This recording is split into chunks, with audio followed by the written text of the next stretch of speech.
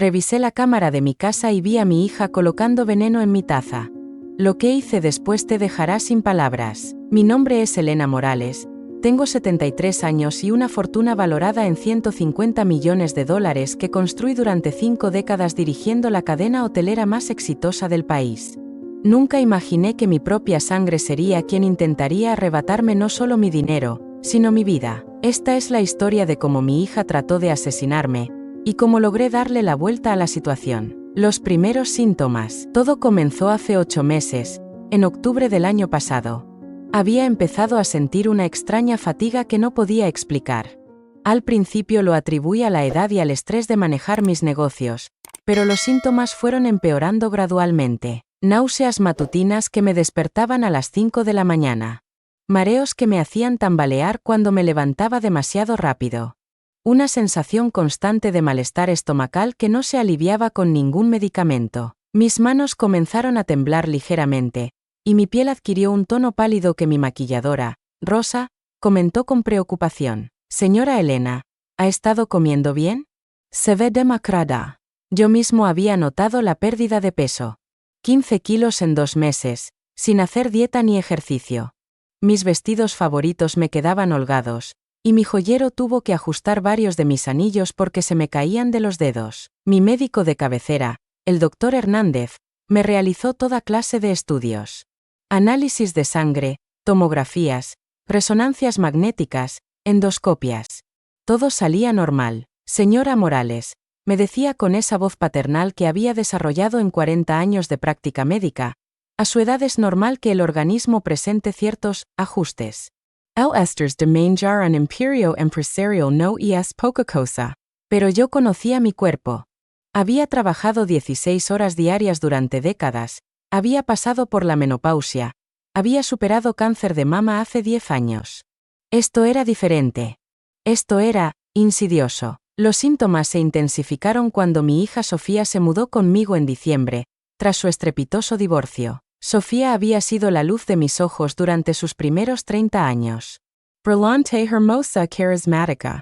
Había estudiado administración de empresas en Harvard, había trabajado en algunas de las firmas más prestigiosas de Nueva York. Pero siempre había tenido una relación complicada con el dinero. No el dinero que ganaba, sino el dinero que yo tenía. Mamá, me había dicho durante una de nuestras cenas familiares cuando cumplió 30 años, ¿no crees que ya es hora de que me dejes participar más en las decisiones de la empresa? Cuando demuestres que puedes manejar tu propia vida financiera, le había respondido, entonces podremos hablar de que manejes la empresa familiar. Esa conversación había marcado el inicio de una tensión que se mantendría durante años. Sofía nunca entendió por qué yo no le había entregado una posición ejecutiva en la empresa simplemente por ser mi hija.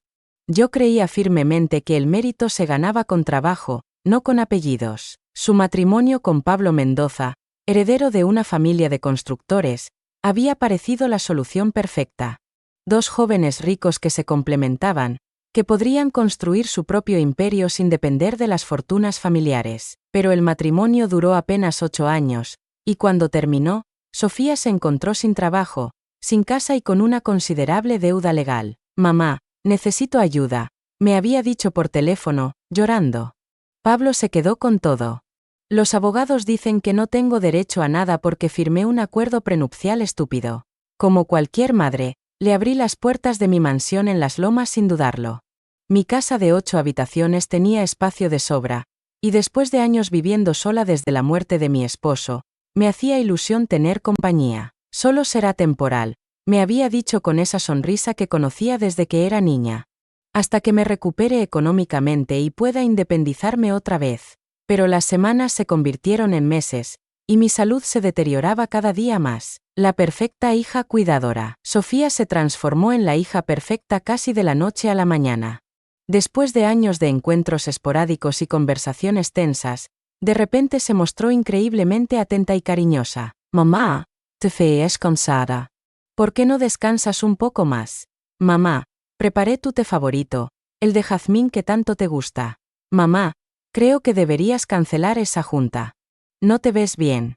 Sus cuidados eran constantes y aparentemente amorosos. Se levantaba temprano para prepararme el desayuno, Me llevaba la comida a la habitación cuando me sentía muy débil, se aseguraba de que tomara mis medicamentos, incluso me leía libros en las noches cuando el insomnio me mantenía despierta. «Es tan buena contigo», me decía Carmen, mi hermana, durante una de sus llamadas semanales desde Madrid. Después de tantos años de distancia, qué bonito que por fin hayan encontrado la manera de acercarse. Yo también lo creía. Después de décadas de una relación complicada con mi única hija, esta nueva faceta suya me llenaba de esperanza. Tal vez la adversidad había servido para madurarla, para hacerla valorar la familia. Pero mientras mi relación con Sofía mejoraba, mi salud empeoraba. Los mareos se volvieron más frecuentes. Algunas mañanas me despertaba con una sensación de vértigo tan intensa que tenía que quedarme en cama hasta el mediodía.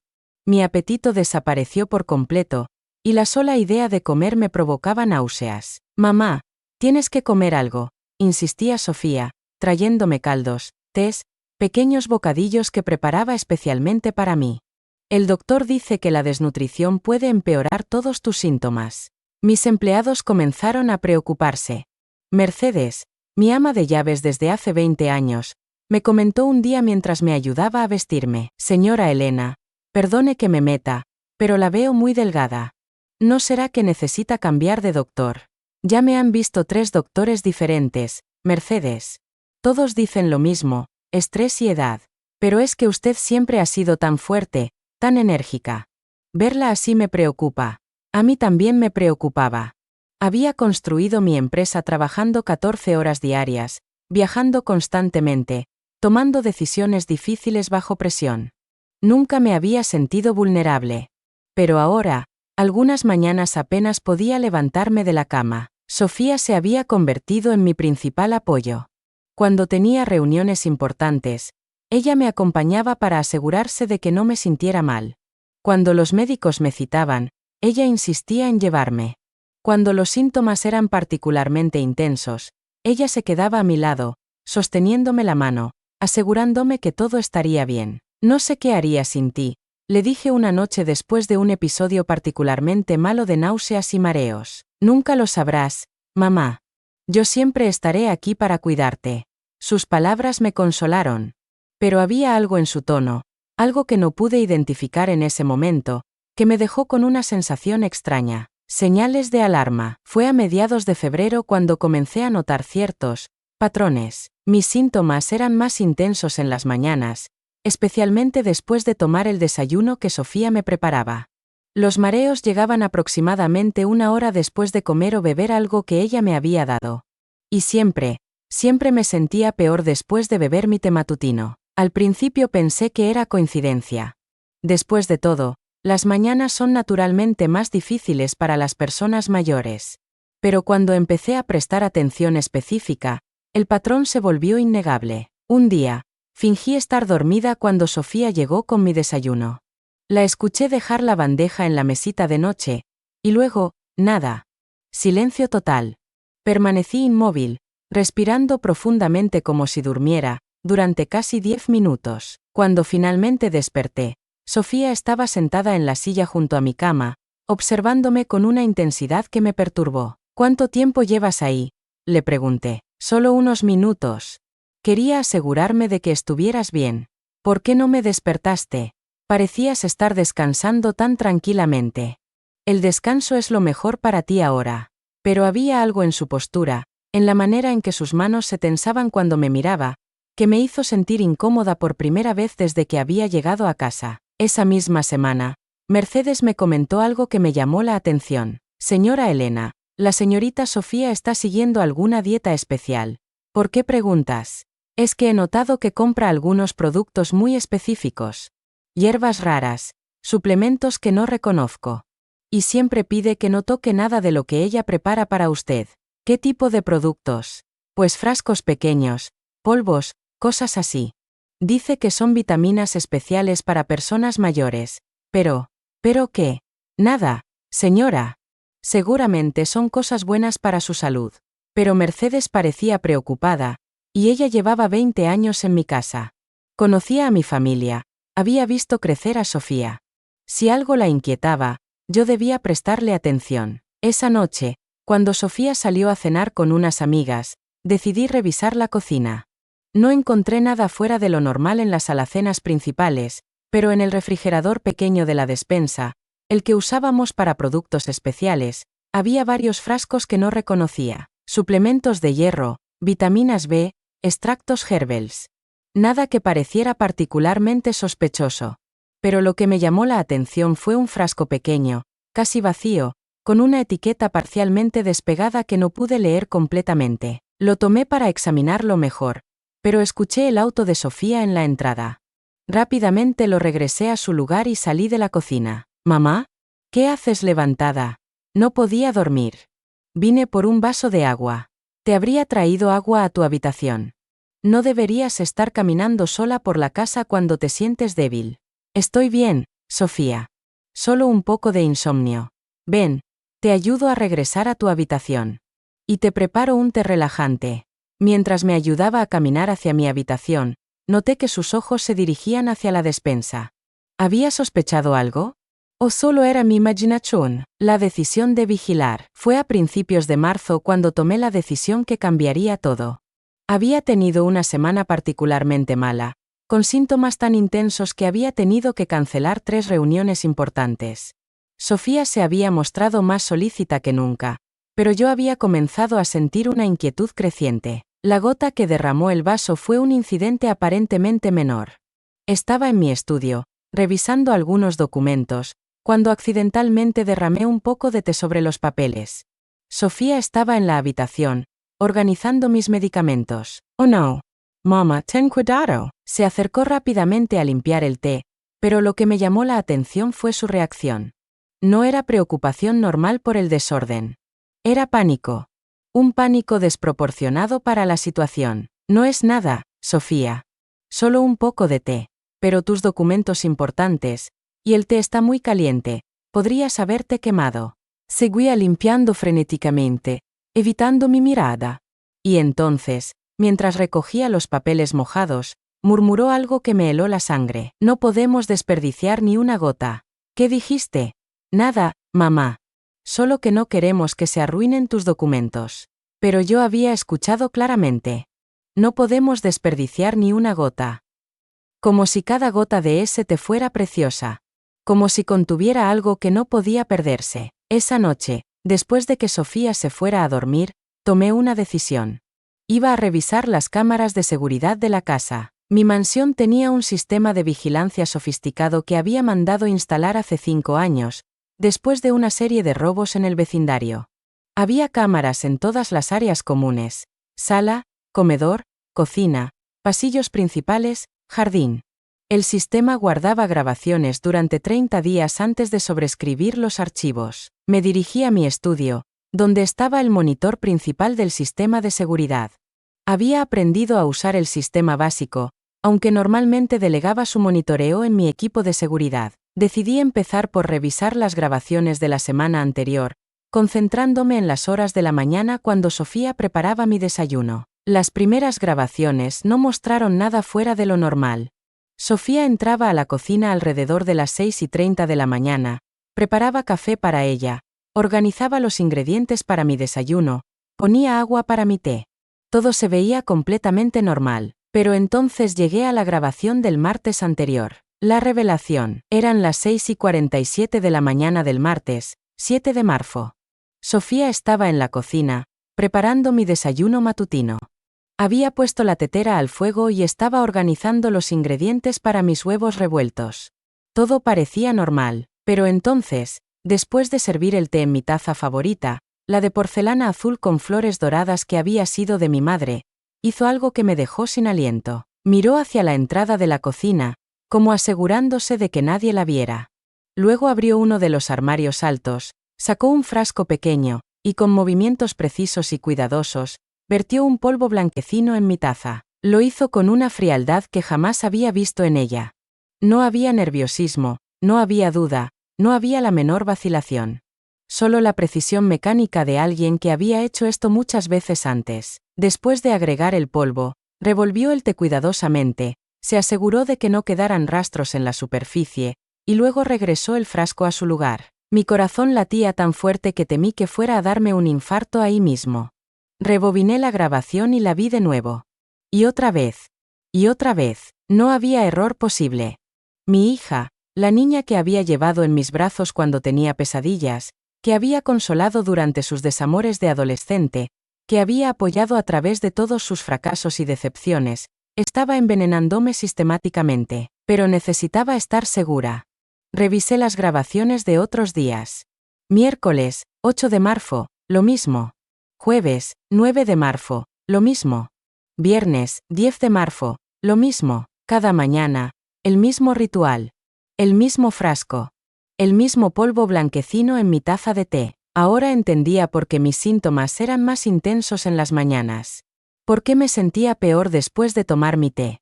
Porque mi salud había empeorado dramáticamente desde que Sofía se había mudado conmigo. Pero lo que más me perturbó fue darme cuenta de que esto no era impulsivo.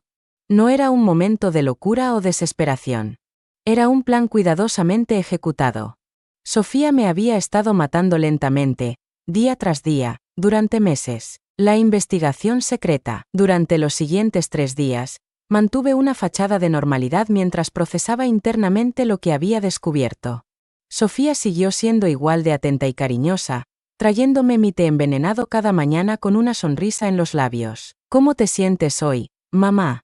Un poco mejor, creo. Qué bueno. El té de jazmín siempre te hace bien. La frialdad con la que podía mentir directamente a mi cara me aterrorizaba más que el veneno mismo. El viernes por la noche, cuando Sofía salió a cenar con sus amigas, puse en marcha mi propia investigación. Primero, fui directamente a la cocina a buscar el frasco que había visto en las grabaciones. Lo encontré en el armario más alto, detrás de unas latas de conservas que raramente usábamos. Era un frasco pequeño, de vidrio opaco, con una etiqueta que había sido parcialmente despegada. Pero pude leer lo suficiente para que se me helara la sangre. Arsénico, uso industrial, altamente tóxico, peligroso. Las letras se borronearon frente a mis ojos. Arsénico. El veneno perfecto para un asesinato lento. Los síntomas que había estado experimentando durante meses, náuseas, mareos, debilidad, pérdida de peso, temblores, coincidían perfectamente con envenenamiento por arsénico. Pero había más. Debajo de la etiqueta principal, había otra etiqueta más pequeña con información técnica. Pude distinguir palabras como dosis, concentración, efectos acumulativos. Mi hija no solo me había estado envenenando. Había investigado exactamente cómo hacerlo. Con manos temblorosas, regresé el frasco a su lugar exacto. Necesitaba más evidencia antes de confrontarla o llamar a las autoridades. Regresé a mi estudio y revisé más grabaciones. Retrocedí hasta diciembre, cuando Sofía se había mudado conmigo. Las primeras 2 semanas, todo parecía normal. Pero a partir de la tercera semana, ya estaba el ritual matutino del veneno. Eso significaba que había comenzado a envenenarme aproximadamente una semana después de mudarse. No había sido un plan impulsivo nacido de la desesperación. Había sido premeditado desde el principio. Pero, ¿por qué? ¿Cuál era su plan final? La respuesta la encontré en su habitación. La verdad completa. El sábado, mientras Sofía estaba en el gimnasio, registré su habitación. Me sentía como una intrusa en mi propia casa, pero necesitaba entender la magnitud de lo que estaba enfrentando. En el cajón inferior de su cómoda, envuelto cuidadosamente en una toalla, encontré el frasco de arsénico. Pero no era el único. Había otros 2 frascos, uno casi vacío y otro sin abrir. Eso significaba que había estado planeando esto a largo plazo. Junto a los frascos, encontré una carpeta manila llena de documentos que me dejaron sin aliento. Primero, una copia de mi testamento actual. Había subrayado en amarillo las secciones que se referían a ella, y había hecho anotaciones en los márgenes con números y cálculos. Segundo, evaluaciones profesionales de todas mis propiedades. Mi casa en Las Lomas, mi penthouse en Polanco, mi casa de playa en Cancún, mi rancho en Querétaro. Todas con valores actualizados de mercado. Tercero, una lista de todos mis activos financieros. Cuentas bancarias, inversiones, acciones de la empresa, pólizas de seguro. Todo meticulosamente documentado y valorado. Cuarto, contactos de agentes inmobiliarios especializados en propiedades de lujo. Algunos números estaban marcados con estrellas, como si ya hubiera hablado con ellos. Quinto, Y más perturbador, un folder separado titulado Después. Continua, una cronología detallada de cómo manejaría mi muerte. Desde el descubrimiento de mi cuerpo hasta el funeral. Una lista de abogados especializados en herencias, con anotaciones sobre sus honorarios y estrategias. Borradores de comunicados de prensa anunciando mi muerte y la transición de la empresa. Y lo más espeluznante, un borrador de mi esquela funeraria, completo con fotografía, lista de logros, y un espacio en blanco para la fecha de muerte. Sofía no solo había planeado matarme. Había planeado cada detalle de mi muerte y de su vida posterior. En el fondo de la carpeta, encontré algo que me hizo tambalear. Una carta dirigida a mí, pero que obviamente nunca había planeado enviar. Era una confesión, pero no del tipo que esperaba. Querida mamá, decía la carta, para cuando leas esto, ya no estarás sufriendo. Sé que estos últimos meses han sido difíciles para ti, con tu salud deteriorándose tan rápidamente. Pero quiero que sepas que todo lo que hice fue por amor. No podía soportar verte sufrir una muerte lenta y dolorosa por tu enfermedad. Mi enfermedad. Sofía había planeado hacer que mi asesinato pareciera una muerte natural, y estaba preparada para actuar como la hija devota que había cuidado amorosamente a su madre enferma hasta el final. Pero había más. En la última página de la carta, había escrito: prometo usar la herencia de manera responsable. Sé que a veces criticabas mis decisiones financieras, pero esta vez será diferente. Invertiré sabiamente, expandiré la empresa, y haré que estés orgullosa de mí, donde quiera que estés. Ahí estaba la verdad. No era solo dinero lo que buscaba. Era mi aprobación, mi reconocimiento, mi orgullo. Quería demostrar que era capaz de manejar mi imperio, pero solo podía hacerlo después de matarme. El plan de contraataque. Esa noche, después de regresar todos los documentos a su lugar exacto, me senté en mi estudio a planear mi estrategia. Tenía 3 opciones: llamar inmediatamente a la policía con la evidencia que había encontrado, confrontar directamente a Sofía y tratar de razonar con ella, darle la vuelta al juego y hacer que se incriminara a sí misma. La primera opción era la más segura, pero también la más simple. Y después de meses de ser envenenada por mi propia hija, quería algo más que simplicidad. Quería justicia completa. La segunda opción era la más peligrosa. Si Sofía se daba cuenta de que había descubierto su plan, podría acelerar el proceso o intentar matarme de alguna manera más directa. La tercera opción era la más arriesgada, pero también la más satisfactoria. Si podía hacer que Sofía se incriminara completamente, no solo tendría evidencia suficiente para condenarla, sino que también me aseguraría de que no pudiera alegar demencia temporal o manipulación. Decidí por la tercera opción.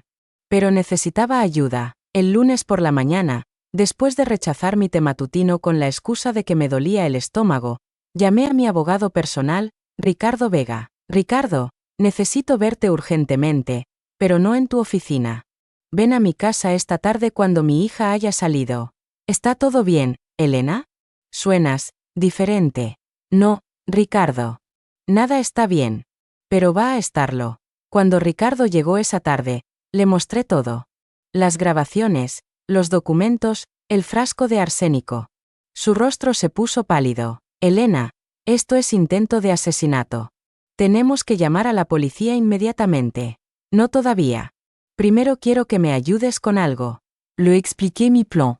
Ricardo me miró como si hubiera perdido la razón. ¿Estás segura de esto?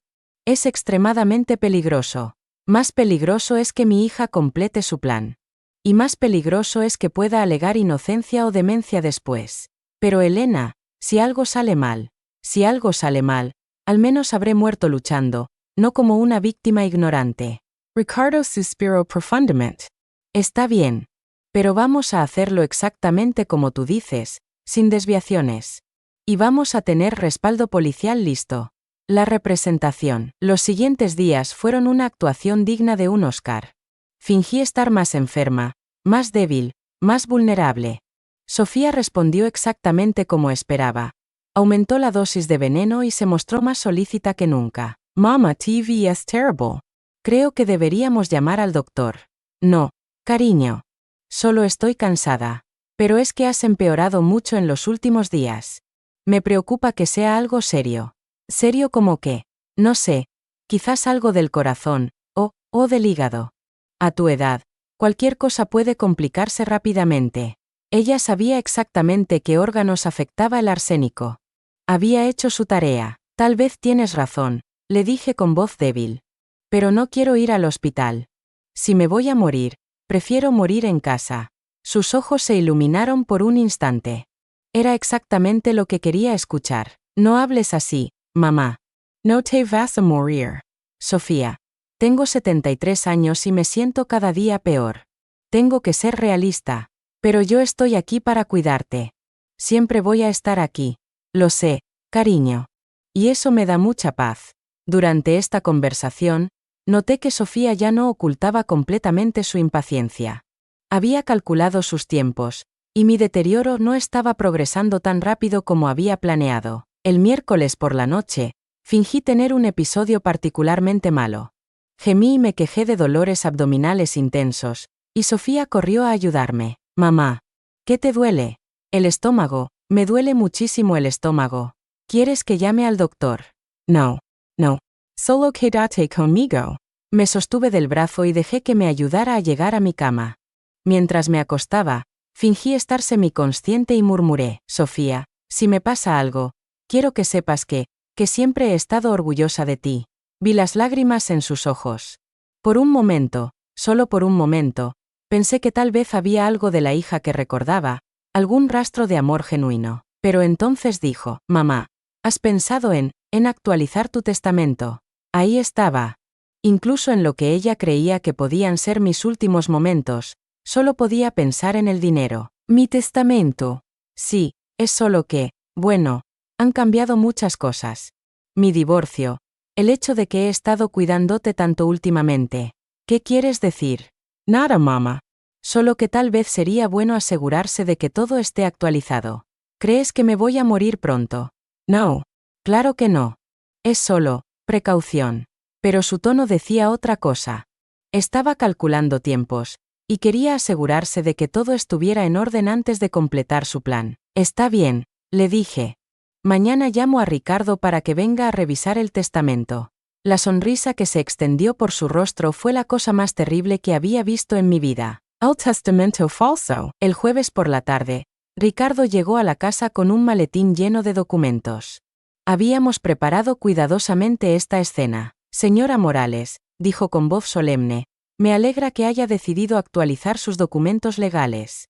Sofía estaba presente, sentada en el sofá junto a mi cama, con las manos entrelazadas y una expresión de preocupación que habría ganado un premio de actuación. Mamá, ¿estás segura de que quieres hacer esto hoy? Te ves muy débil. Sí, cariño. Si algo me pasa, quiero que todo esté en orden. Ricardo abrió su maletín y sacó varios documentos. Bien, señora Morales. He preparado algunas opciones basadas en nuestra conversación telefónica. ¿Quiere que revisemos los cambios principales? Sí, por favor. Sofía se inclinó hacia adelante, claramente ansiosa por escuchar cada palabra. Primero, comenzó Ricardo, está la cuestión de la empresa. Actualmente, sus acciones están distribuidas entre varias fundaciones benéficas y un pequeño porcentaje para su hija. ¿Cuánto es ese porcentaje?, preguntó Sofía, tratando de sonar casual. Actualmente, el 5%, respondió Ricardo. Vi la decepción en el rostro de Sofía. Después de meses de cuidarme, esperaba algo mucho más generoso. ¿Y las propiedades?, continuó. Las propiedades están divididas de manera similar. La casa principal para su hermana Carmen, las otras propiedades para varias organizaciones benéficas. ¿Y yo?, preguntó Sofía, ya sin disimular su interés. Usted recibiría una pensión mensual de 50.000 pesos durante 10 años. 50.000 pesos mensuales. Una cantidad respetable para cualquier persona normal, pero insignificante comparada con los 150 millones de dólares de mi fortuna total. Pero mamá, dijo Sofía, con voz cuidadosamente controlada, ¿no crees que después de todo lo que he hecho por ti últimamente, después de cuidarte día y noche, merezco un poco más de reconocimiento? ¿Qué tipo de reconocimiento? Bueno, quizás un porcentaje mayor de la empresa. O una de las propiedades. La casa de la playa, por ejemplo. Ahí estaba. La codicia pura, apenas disfrazada de preocupación filial. ¿Tú qué piensas, Ricardo?, le pregunté. Señora Morales, Esa es una decisión completamente suya. Pero puedo decir que el cuidado familiar durante una enfermedad grave a menudo se considera en los testamentos. Tienes razón, le dije a Sofía. Has sido muy dedicada. Entonces, ¿cambiarás el testamento? Sí. Quiero que Sofía reciba el 25% de la empresa y la casa de Cancún. La transformación en su rostro fue instantánea. De preocupación fingida a júbilo genuino. Mamá. Gracias. Te prometo que cuidaré muy bien de todo. Lo sé, cariño. Confío en que harás lo correcto. Ricardo tomó notas y prometió tener los documentos listos para el lunes. Después de que se fue, Sofía se quedó conmigo, más cariñosa que nunca. Mamá, esto significa mucho para mí. Saber que reconoces todo lo que he hecho. Por supuesto, Sofía. Una madre siempre debe cuidar a sus hijos. Y yo siempre te cuidaré a ti, mamá. Hasta el final. Esa noche, desde mi habitación, la escuché hacer una llamada telefónica. Sí, ya está decidido. El lunes firmaremos los papeles. 25% de la empresa y la casa de la playa. Sí, será más que suficiente para empezar de nuevo. Había alguien más involucrado. Un cómplice o al menos un confidente. ¿Cuánto tiempo más? Escuché que preguntaba. El doctor dice que a su edad, con su condición, podría ser cuestión de días. Sí, ya tengo todo preparado para después. Mi condición. Se refería al envenenamiento como si fuera una enfermedad natural. ¿El seguro de vida? Sí, también está todo en orden. 50 millones adicionales. No, no hay manera de que sospechen nada. Todos los doctores han documentado su deterioro. 50 millones de dólares en seguros de vida. Dinero que recibiría inmediatamente después de mi muerte, sin tener que esperar a que se resolviera el testamento. Ahora entendía por qué tenía tanta prisa. No solo quería mi herencia. Quería el dinero del seguro, que se pagaría inmediatamente después de mi muerte certificada. La aceleración. El viernes por la mañana, noté un cambio en la actitud de Sofía. Estaba más nerviosa, más impaciente. Cuando me trajo el té matutino, vi que sus manos temblaban ligeramente. ¿Estás bien, cariño? Sí, mamá. Solo estoy preocupada por ti. Pero algo había cambiado. Quizás la conversación telefónica de la noche anterior había incluido algún tipo de presión o fecha límite. Esa mañana, rechacé el té con la excusa de que me dolía la garganta. Pero mamá, el té caliente es perfecto para el dolor de garganta. No, prefiero solo agua tibia. Vi la frustración en sus ojos. Llevaba 2 días sin poder darme mi dosis completa de veneno, y claramente eso estaba afectando su cronograma. ¿Qué tal si te preparo un caldo?, ofreció. Un caldo tibio con hierbas medicinales. No tengo hambre. Mamá, tienes que tomar algo. No puedes seguir así. Sofía, por favor. Cuando me sienta mejor, comeré. Se fue de la habitación claramente molesta.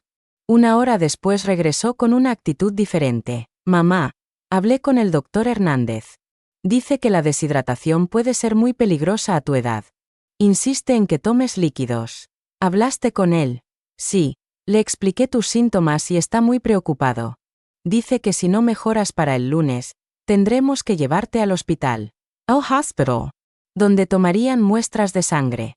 Donde podrían detectar el veneno en mi sistema. No quiero ir al hospital. Yo tampoco quiero eso, mamá. Por eso necesitas cooperar. Tienes que tomar líquidos. Había desesperación en su voz. Su plan se estaba desmoronando, y ella lo sabía. Está bien, le dije finalmente. Pero solo agua. Nada de tés ni caldos. ¿Qué tal jugo? Jugo de naranja natural. Está bien. Jugo de naranja. 20 minutos después regresó con un vaso de jugo recién exprimido. Lo observé cuidadosamente mientras me lo entregaba. Sus manos seguían temblando. Tomé un sorbo pequeño. Sabía normal, pero había algo en la textura que me pareció extraño. Como si hubiera algo disuelto en él. ¿Está bueno? Sí, muy bueno. Termínatelo todo, mamá. Necesitas las vitaminas. Bebí la mitad del vaso mientras ella me observaba intensamente.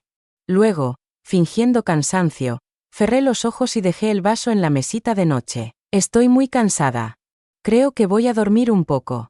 Pero no terminaste el jugo. Después. Ahora necesito descansar. Sofía se quedó en la habitación casi una hora, esperando que me durmiera. Fingí estar dormida mientras escuchaba sus movimientos inquietos. Finalmente se fue, pero no antes de tomar el vaso de jugo medio vacío. Esa noche, las cámaras de seguridad registraron algo perturbador. Sofía había estado en la cocina hasta muy tarde, mezclando diferentes sustancias, probando concentraciones, claramente preparando algo más potente. Su paciencia se había agotado. La confrontación se acerca. El sábado por la mañana, Sofía llegó a mi habitación con una bandeja de desayuno más elaborada de lo usual. Buenos días, mamá. Te preparé todo lo que te gusta. Huevos revueltos, tostadas, jugo de naranja, y por supuesto, mi té de jazmín en la taza de porcelana azul. Te ves mejor esta mañana, mentí. Me siento un poco mejor. Creo que el descanso me está ayudando. ¡Qué bueno! Entonces ya puedes desayunar normalmente. Había algo definitivo en su tono. Como si este fuera mi último desayuno. Sofía, siéntate conmigo un momento. Quiero hablar contigo. Se sentó en la silla junto a mi cama, pero parecía tensa. ¿De qué quieres hablar? Del testamento. He estado pensando en lo que dijiste. Sí, creo que tienes razón.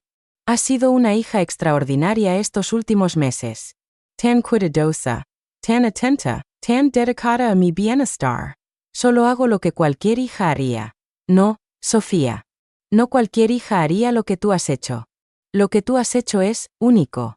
Algo en mi tono la puso nerviosa. Mamá, ¿a qué te refieres? Me refiero a que has puesto tanto esfuerzo, tanta planificación en cuidarme. Debe haber sido muy difícil para ti. No ha sido difícil. Te quiero. Lo sé. Y por eso he decidido cambiar más cosas en el testamento. Sus ojos se iluminaron. ¿En serio? Sí. He decidido dejarte todo. El silencio en la habitación fue total. Todo. Todo, Sofía. La empresa completa. Todas las propiedades. Todas las cuentas bancarias. Todo. Por primera vez en meses, vi a Sofía completamente sin palabras. Pero mamá. ¿Y Carmen? ¿Y las fundaciones? Pueden esperar. Tú eres mi hija. Tú eres quien ha estado aquí cuando más te he necesitado.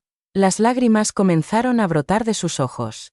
Pero no pude distinguir si eran de alegría, culpa, o una mezcla de ambas. No sé qué decir. No digas nada. Solo, sigue cuidándome como lo has hecho. Por supuesto, mamá. Siempre. Bien. Entonces desayunemos juntas para celebrar. Tomé la taza de té y la acerqué a mis labios. Sofía me observaba con una intensidad casi hipnótica, pero en lugar de beber, la puse de nuevo en la mesita. ¿Sabes qué? Primero quiero comer algo sólido. Últimamente el tema cae pesado al estómago vacío. Vi la frustración cruzar por su rostro como una sombra. Pero el té está perfecto ahora. Si se enfría, no sabrá igual. No importa. Lo puedo calentar después. Mamá, por favor. Bebe el té mientras está caliente. Había urgencia en su voz. Urgencia y algo más. Desesperación. ¿Por qué insistes tanto en que tome el té? ¿Por qué? Porque es bueno para ti. Las hierbas son medicinales. ¿Qué tipo de hierbas? Jazmín. Por supuesto. Y otras hierbas que ayudan con la digestión. ¿Qué otras hierbas? No sé los nombres científicos. Las compré en una tienda naturista. ¿Cuál tienda naturista? Mamá, ¿por qué tantas preguntas? Solo bebe el té. Su voz se había vuelto tensa, casi agresiva. Sofía, ¿hay algo que quieras decirme? ¿Qué quieres decir? ¿Hay algo que quieras contarme? ¿Algún secreto que hayas estado guardando? El color se desvaneció de su rostro. No sé de qué hablas. ¿Estás segura? Sí, estoy segura. ¿Por qué me haces estas preguntas extrañas? Porque he notado algunas cosas, Sofía. ¿Qué cosas? Cosas que me han hecho pensar. Se puso de pie bruscamente. Mamá, creo que la enfermedad te está afectando el pensamiento. ¿Estás siendo paranoica? ¿Paranoica? Sí.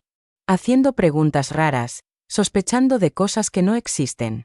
¿Cómo sabes que no existen si no sabes que estoy sospechando? Se quedó callada por un momento, dándose cuenta de su error. Yo, solo digo que no hay nada de qué sospechar. Sofía, siéntate. No quiero sentarme. Quiero que bebas tu té y dejes de hacer preguntas estúpidas. Ahí estaba. La máscara se estaba cayendo. ¿Por qué es tan importante que beba el té? Porque es bueno para ti. Porque te ayudará a sentirte mejor. O porque me ayudará a morirme más rápido.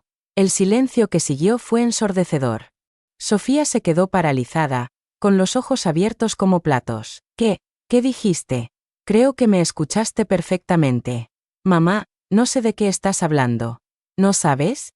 No sabes nada sobre el arsénico que has estado poniendo en mi té durante meses. Sofía se desplomó en la silla como si le hubieran cortado las cuerdas. No. ¿No qué, Sofía? No sé de qué hablas. ¿No sabes? Entonces no te importará que llame a la policía para que analicen este té. Alcancé el teléfono que estaba en mi mesita de noche. No. Su grito fue desesperado. ¿Por qué no, Sofía?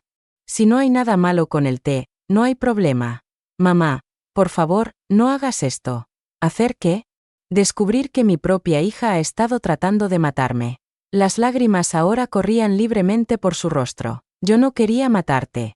Ah, ¿no? Entonces, ¿qué querías hacer? Solo quería que fueras más dependiente de mí. Con arsénico. No sabía que era tan peligroso. Mentira, Sofía. Encontré tus documentos. Encontré tu investigación sobre dosis letales. Su rostro se descompuso completamente. Revisaste mis cosas. Revisé mi casa. Y encontré que mi hija había estado planeando mi asesinato. No era asesinato. Era ayudarte a descansar. ¿Ayudarme a descansar? Con veneno. Estabas sufriendo. Todos esos años trabajando, estresándote, nunca descansando.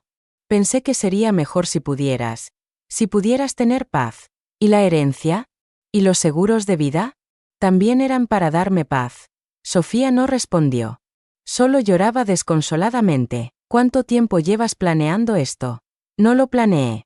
Simplemente, pasó. Mentira. Encontré los documentos, Sofía. Encontré tu cronograma, tus contactos de agentes inmobiliarios, tu borrador de mi esquela. ¿Mi qué?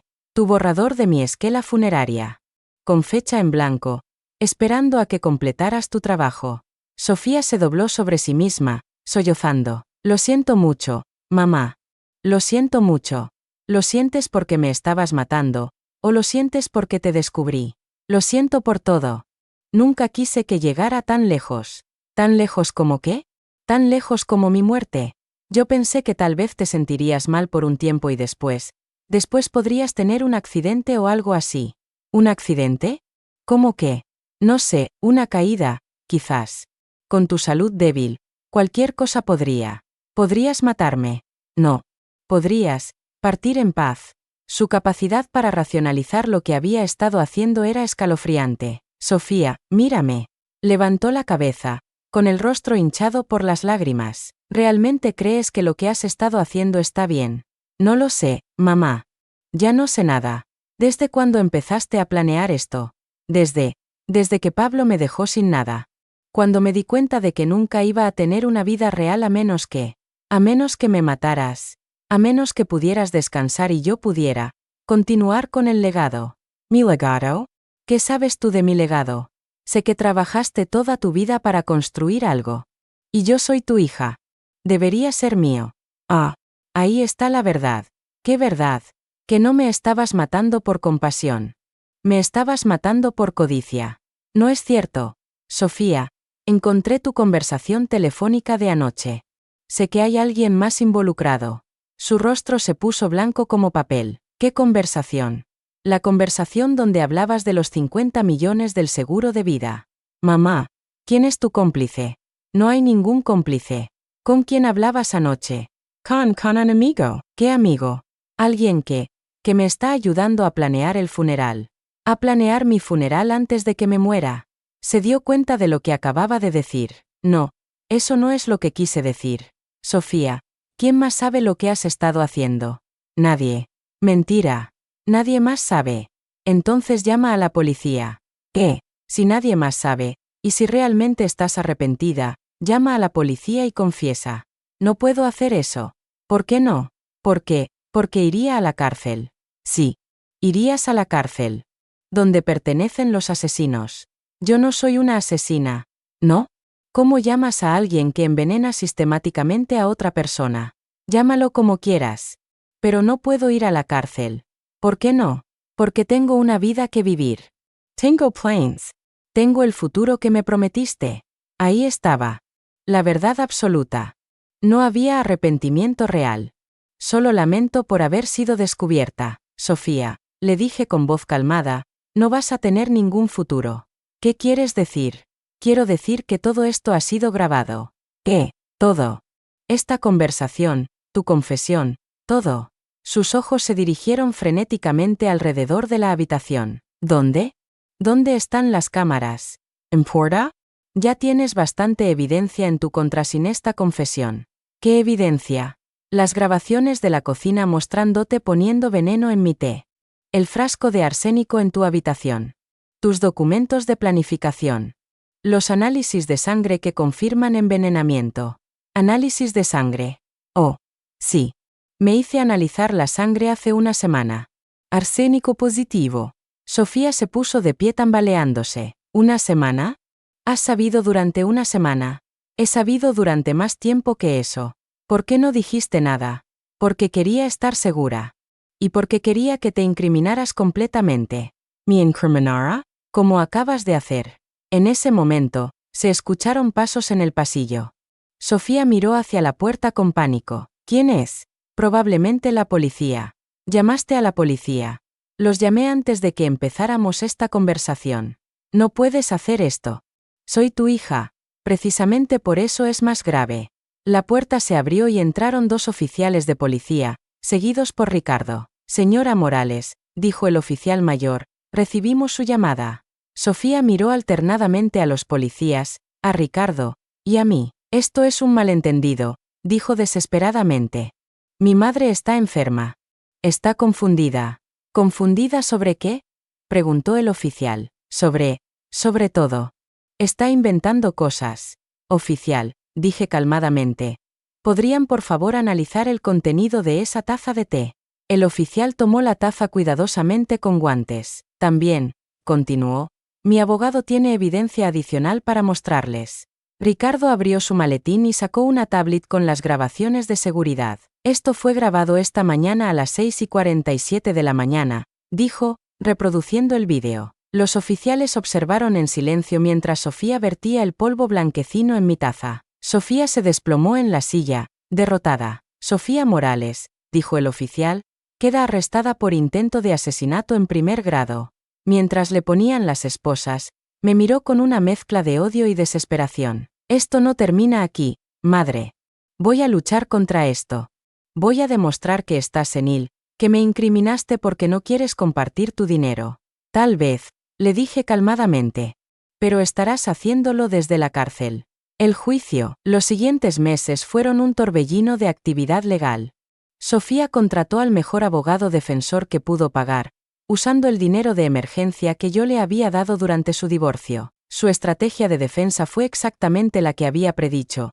Alegar que yo era una anciana senil que había inventado todo el escenario para desheredarla. Que las grabaciones habían sido manipuladas. Que los documentos encontrados en su habitación habían sido plantados. Pero la evidencia era abrumadora. Los análisis de laboratorio confirmaron que mi taza de té contenía una concentración letal de arsénico. Los análisis de mi sangre mostraron niveles peligrosos del veneno. El frasco encontrado en su habitación tenía sus huellas dactilares.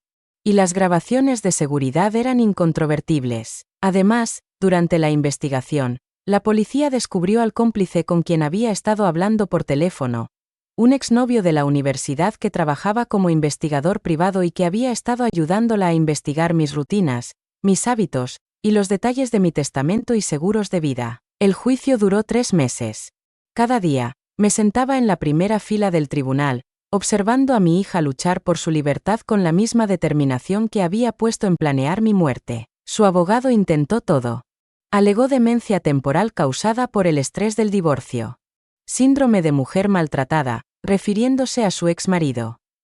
Incluso sugirió que yo había estado abusando psicológicamente de ella durante años, empujándola a un punto de quiebre. Pero cuando el fiscal reprodujo las grabaciones de nuestras conversaciones, donde Sofía hablaba con frialdad sobre mi muerte y sus planes posteriores, el jurado no tuvo dudas. El día de la lectura del veredicto, Sofía llevaba un vestido azul marino conservador y tenía el cabello recogido en un moño. Parecía la imagen perfecta de una hija devota injustamente acusada, culpable de intento de asesinato en primer grado, leyó la secretaria del juzgado. Sofía se desplomó. Su abogado la sostuvo mientras las lágrimas corrían por su rostro. Culpable de conspiración para cometer asesinato. Culpable de administración de sustancias tóxicas con intención de causar la muerte. Culpable de fraude de seguros. Una por una, cada acusación fue confirmada. El juez la sentenció a 25 años de prisión sin posibilidad de libertad condicional durante los primeros 10 años. Antes de que se la llevaran, Sofía me miró desde el banquillo de los acusados. ¿Estás satisfecha? Me gritó. ¿Esto es lo que querías? ¿Destruir a tu propia hija? No, le respondí honestamente. Esto es lo que tú elegiste. Las consecuencias. Después del juicio, la historia se volvió noticia nacional. La heredera envenenadora, tituló uno de los periódicos. La hija que mató por dinero, decía otro. Mi empresa sufrió temporalmente. Algunos clientes corporativos cancelaron contratos, preocupados por la inestabilidad familiar en la alta dirección. Pero la mayoría de nuestros socios entendieron que los crímenes de Sofía no tenían nada que ver con la operación de la empresa. De hecho, en algunos círculos, mi manejo de la situación fue visto como una demostración de la misma astucia empresarial que había construido mi imperio. Elena Morales no solo sobrevivió a un intento de asesinato, escribió Forbes, sino que lo convirtió en la trampa perfecta para su atacante. Carmen se mudó permanentemente de Madrid para acompañarme.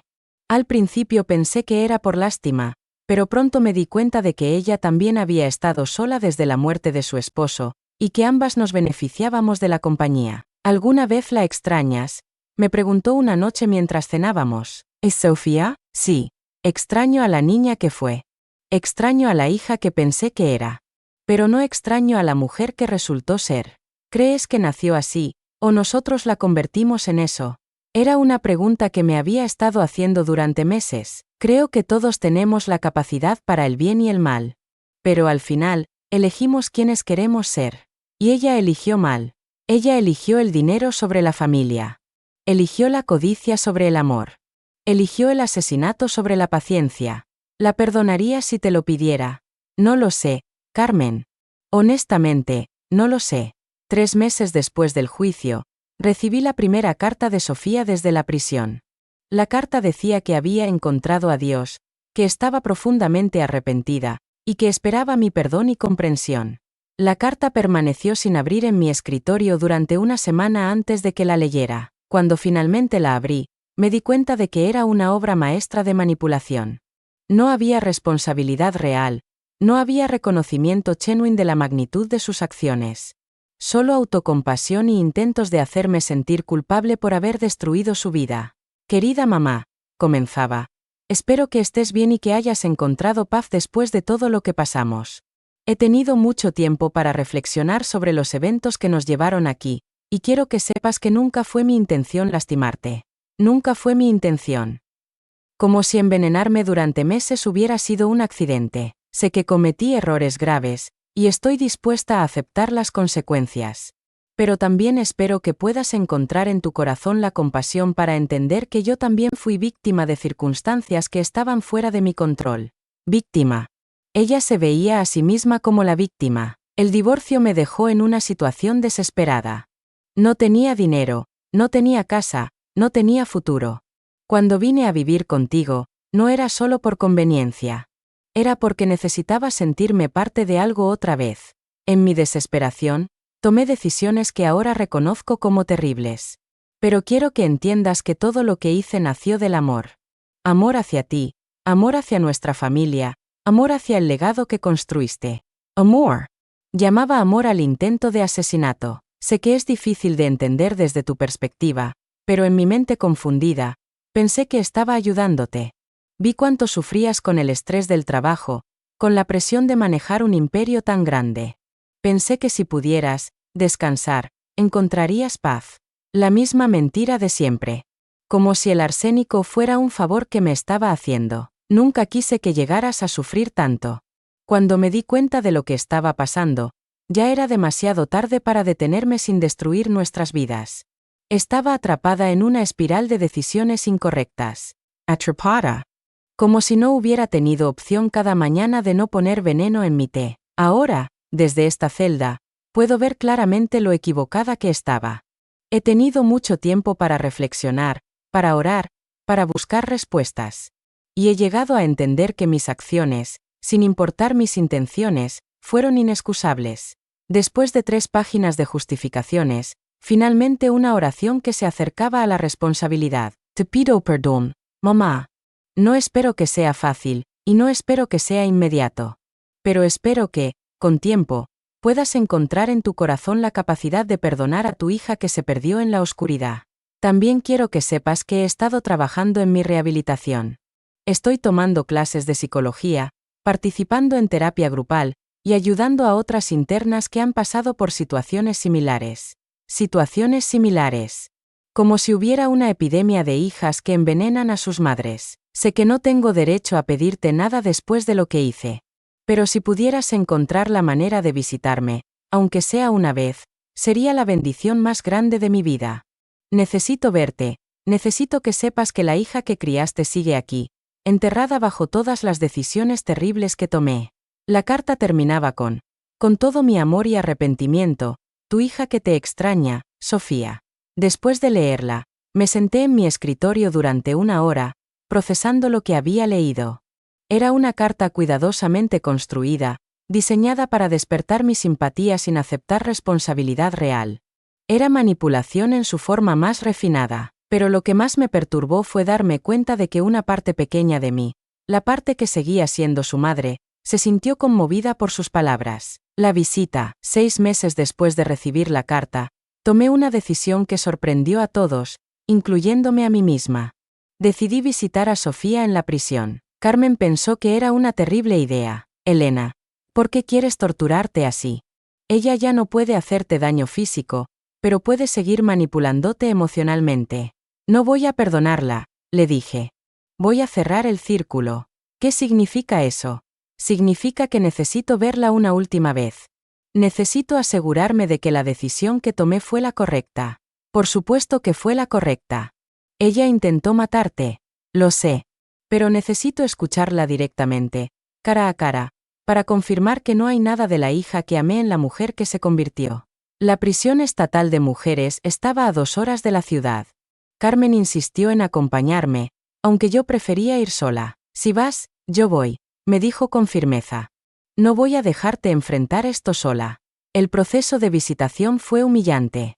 Revisiones de seguridad, detección de metales, registros personales. Me recordó vívidamente que mi hija ahora era una criminal convicta. Cuando finalmente me llevaron a la sala de visitas, Sofía ya estaba sentada en una mesa de metal, usando el uniforme naranja de la prisión. Había perdido peso, su cabello se veía opaco, y tenía ojeras profundas. Pero lo que más me impactó fue la manera en que se enderezó cuando me vio, como si hubiera estado practicando esta postura. Mamá, dijo cuando me acerqué. Veniste, vine. Me senté frente a ella, con Carmen a mi lado.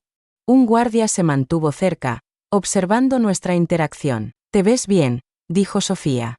Te ves saludable. Estoy bien. Mis niveles de arsénico finalmente regresaron a la normalidad hace 3 meses. El recordatorio directo de lo que había hecho la hizo bajar la mirada. Mamá, sobre eso, sobre intentar asesinarme, sobre todo lo que pasó. Sé que mi carta no fue suficiente para expresar lo que siento. ¿Y qué sientes, Sofía? Arrepentimiento. Culpa. Vergüenza. Arrepentimiento por haberlo hecho, o arrepentimiento por haber sido descubierta. Por haberlo hecho, por supuesto.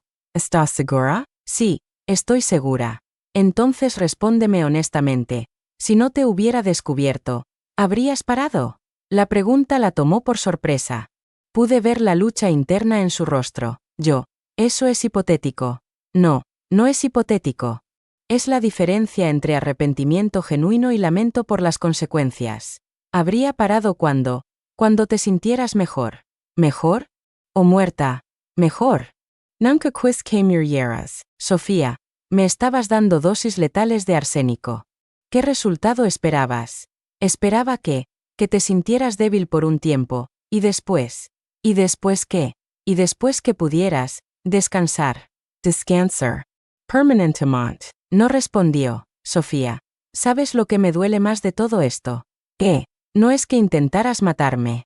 Es que todavía no puedes ser honesta sobre por qué lo hiciste. Fui honesta.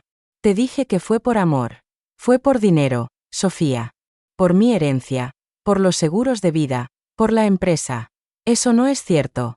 Entonces, ¿por qué tenías contactos de agentes inmobiliarios?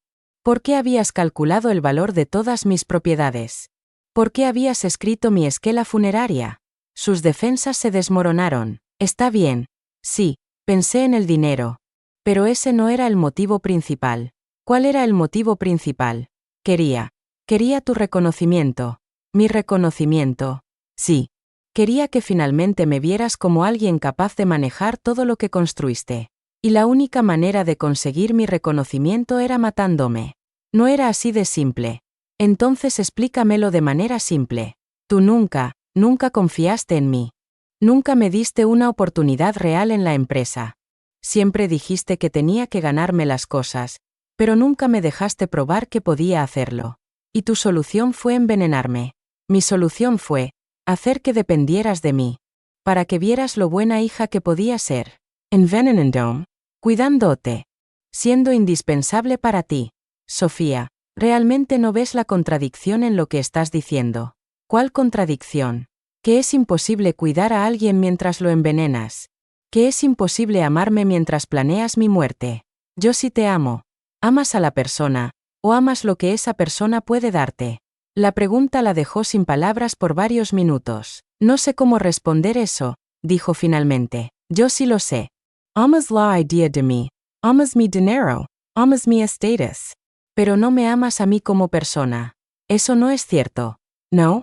Entonces dime, ¿alguna vez, durante esos meses que me estabas envenenando, sentiste remordimiento? ¿Alguna vez te despertaste y pensaste, ¿esto está mal? Sí, a veces. ¿Y qué hacías cuando sentías ese remordimiento? Trataba de recordar por qué era necesario. Era necesario matarme. Era necesario que las cosas cambiaran. ¿Y por qué no simplemente me hablaste? ¿Por qué no me dijiste que querías más participación en la empresa? Porque nunca me habrías escuchado. ¿Cómo lo sabes? ¿Alguna vez lo intentaste? Lo intenté cuando cumplí 30 años. Una vez. En 20 años, lo intentaste una vez. Porque sabía cuál sería tu respuesta. Y preferiste el asesinato a la posibilidad de un rechazo. Carmen, que había estado callada durante toda la conversación, finalmente habló. Sofía, ¿sabes lo que tu madre sufrió durante esos meses? Sí, lo sé. ¿Lo sabes realmente? ¿Sabes que hubo noches en que lloró por el dolor? ¿Sabes que hubo días en que apenas podía levantarse de la cama? ¿Sabes que llegó a aceptar que se estaba muriendo? Sí, lo sé. Y aún así continuaste. Yo pensé que era temporal. Sofía, intervine. ¿Cuándo exactamente planeabas que terminara? ¿Cuál era tu fecha límite? No tenía una fecha específica. Mentira. Encontré tu cronograma. Está bien. Pensé que tal vez en 6 meses. Estaría muerta en 6 meses. Estaría descansando. Muerta Sofía. Dilo. Estaría muerta. Su compostura se quebró completamente. Y está bien. Estarías muerta. Pero habría sido pacífico. No habrías sufrido. ¿Cómo lo sabes? Has muerto de envenenamiento por arsénico antes. El doctor dijo que sería como quedarse dormida. ¿Qué doctor? El amigo que me ayudó con la investigación. ¿Te refieres a tu cómplice? El que también está en prisión. Él no sabía exactamente lo que estaba haciendo. No sabía que le estabas pidiendo información para matar a tu madre. No le dije que eras tú. Pero sabía que era para envenenar a alguien. Sabía que era para ayudar a alguien a tener una muerte tranquila. Asesinato, Sofía. Se llama asesinato. No si es por compasión. ¿Crees que lo que hiciste fue compasivo? Creo que fue complicado. No, Sofía. No fue complicado. Fue simple. Querías mi dinero y estabas dispuesta a matarme para conseguirlo. Eso no es todo lo que fue. Tal vez no, pero fue lo suficiente. Nos quedamos en silencio por varios minutos. Pude ver que Sofía estaba luchando internamente, como si finalmente se estuviera dando cuenta de la magnitud de lo que había hecho. Mamá, dijo finalmente, con voz muy pequeña, ¿hay alguna manera de que puedas perdonarme algún día? No lo sé, Sofía. ¿Qué tendría que hacer? Primero, tendrías que aceptar completamente lo que hiciste. Sin justificaciones, sin racionalizaciones, sin excusas. Y después tendrías que vivir con esa aceptación durante el resto de tu vida. ¿Y entonces me perdonarías? Tal vez. Pero no para beneficiarte a ti. Sería para beneficiarme a mí. ¿Qué significa eso? Significa que el perdón no es para el ofensor. Es para la víctima. Es para liberarse del peso del resentimiento. Entonces hay esperanza. Hay esperanza de que algún día pueda dejar ir la ira. Pero no hay esperanza de que volvamos a tener una relación madre-hija. ¿Por qué no? Porque ya no confío en ti. Y sin confianza, no puede haber relación real. Pero si cambio, Sofía, me envenenaste durante meses mientras me decías que me amabas. Planeaste mi muerte mientras actuabas como la hija perfecta. No hay cambio suficiente para superar eso. Entonces, ¿para qué viniste? Vine para cerrar este capítulo de mi vida. Vine para asegurarme de que mi decisión de seguir adelante sin ti fue la correcta. Y lo fue. Sí. Lo fue. El guardia nos informó que el tiempo de visita había terminado. Sofía se puso de pie lentamente. ¿Volverás a visitarme?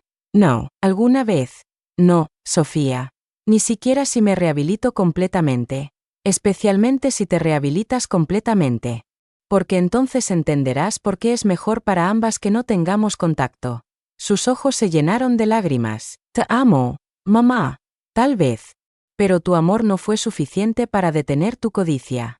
¿Eso es todo lo que ves cuando me miras? Kadisha. No. También veo pérdida. Veo el desperdicio de una vida que podría haber sido hermosa. Veo la tragedia de una hija que eligió el dinero sobre el amor. Y no hay nada más. También veo a una extraña que compartió mi apellido durante 45 años. Fue lo último que nos dijimos. Cuando salimos de la prisión, Carmen y yo manejamos en silencio durante una hora antes de que alguien hablara. ¿Cómo te sientes? Me preguntó. Liberada, respondí. Finalmente liberada. La nueva vida. 2 años después de esa visita, he construido una vida completamente nueva. Carmen y yo hemos viajado por el mundo, visitando lugares que siempre quise conocer pero nunca tuve tiempo de explorar. Hemos ido a la Toscana, a Japón, a Nueva Zelanda. En cada lugar, me he dado cuenta de cuánto de la vida había sacrificado por el trabajo. He mantenido mi participación en la empresa, pero he delegado la operación diaria a un equipo de ejecutivos de confianza. Por primera vez en décadas, no trabajo fines de semana. También he empezado a hacer trabajo filantrópico real, no solo las donaciones ocasionales que hacía antes.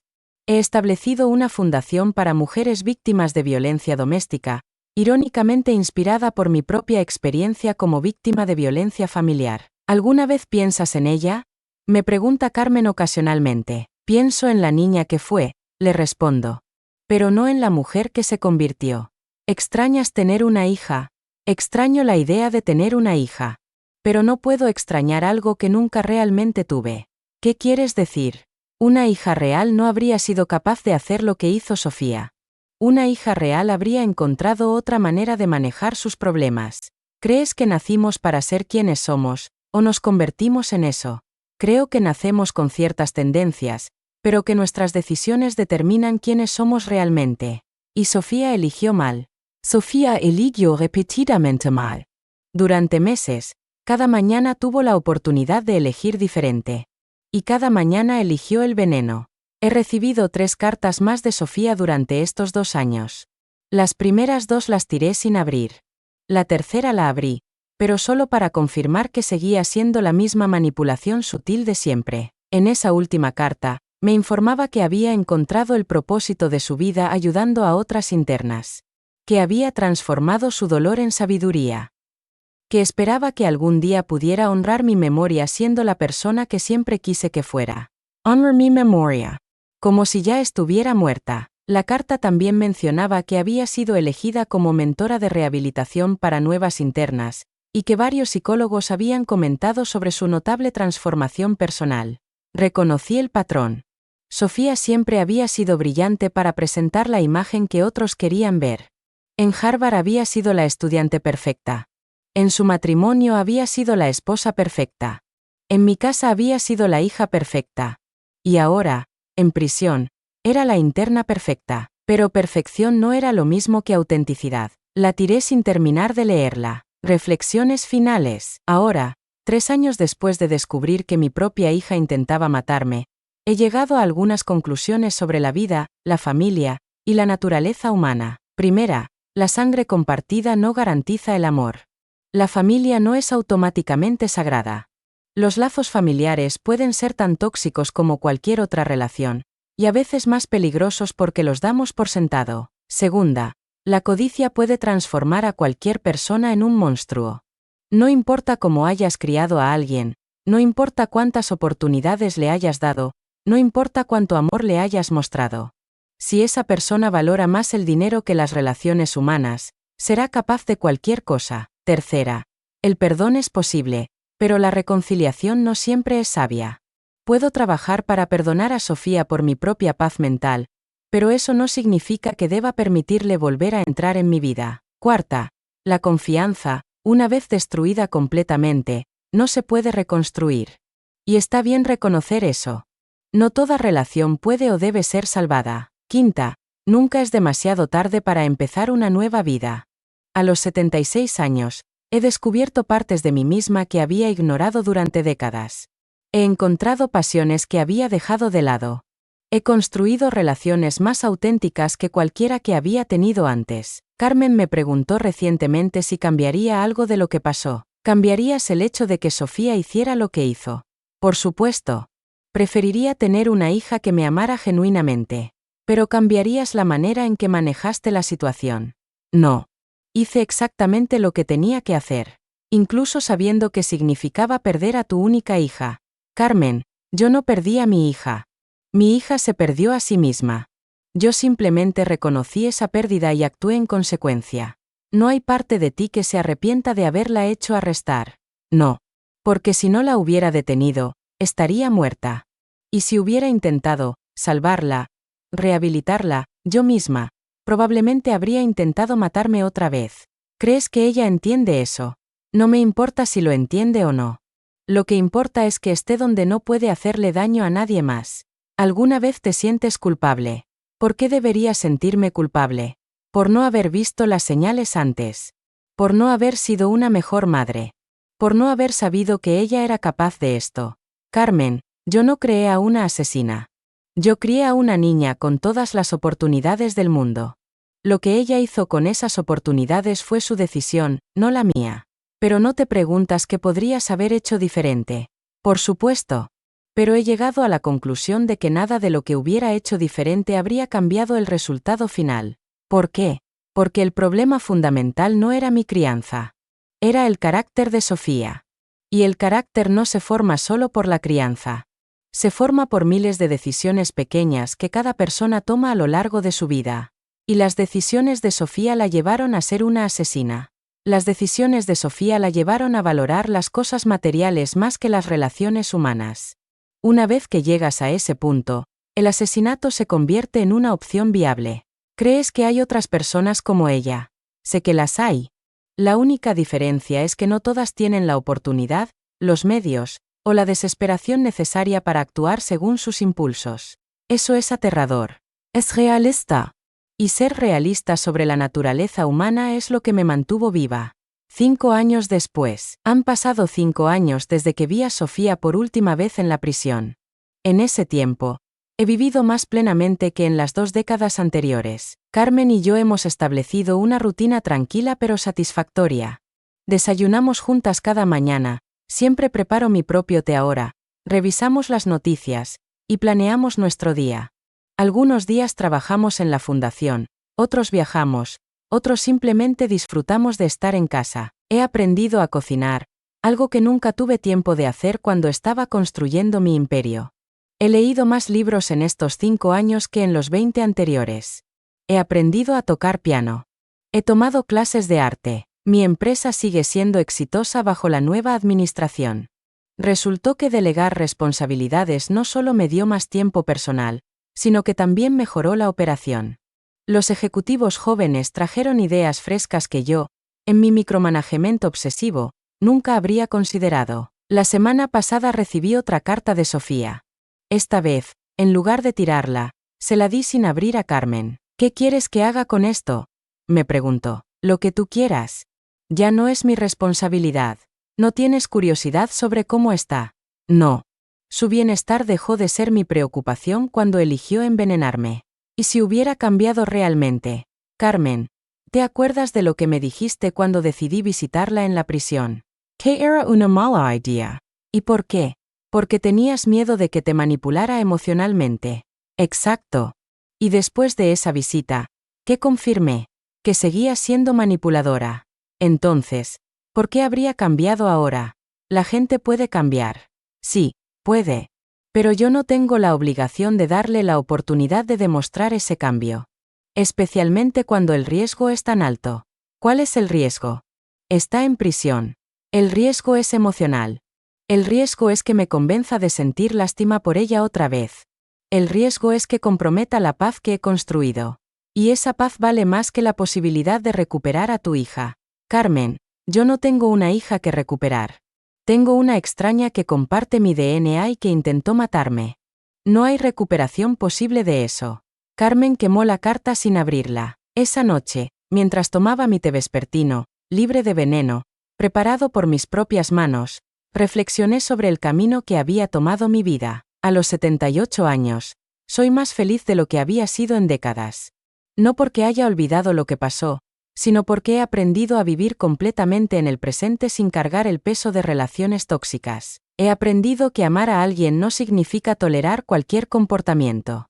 He aprendido que ser madre no significa sacrificar mi propia seguridad por mis hijos. He aprendido que la familia real se define por acciones, no por sangre. Más importante, he aprendido que sobrevivir a una traición tan profunda no solo es posible, sino que puede ser el catalizador para una vida más auténtica y satisfactoria. Cada mañana, cuando me despierto en mi cama, en mi casa, con mi salud restaurada y mi futuro en mis propias manos, recuerdo que estoy viva porque fui más inteligente que mi asesina. Y cada noche, cuando reviso mi día y veo todo lo que he logrado, todo lo que he disfrutado, todas las personas que he ayudado a través de mi fundación, me doy cuenta de que la mejor venganza contra alguien que trató de matarte no es la ira o el resentimiento, es vivir una vida extraordinaria sin ellos. Sofía pensó que me estaba quitando la vida. En realidad, me dio la oportunidad de encontrar una vida que valiera la pena vivir, y por eso, en una ironía que ella nunca entenderá, casi le estoy agradecida. Casi. Esta es la historia de Elena Morales, una mujer que descubrió que su propia hija intentaba asesinarla, y cómo transformó esa traición en el catalizador para la mejor etapa de su vida.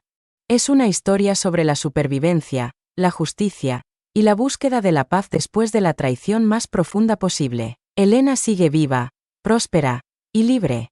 Sofía sigue en prisión, cumpliendo una sentencia de 25 años. Algunas veces, la justicia prevalece.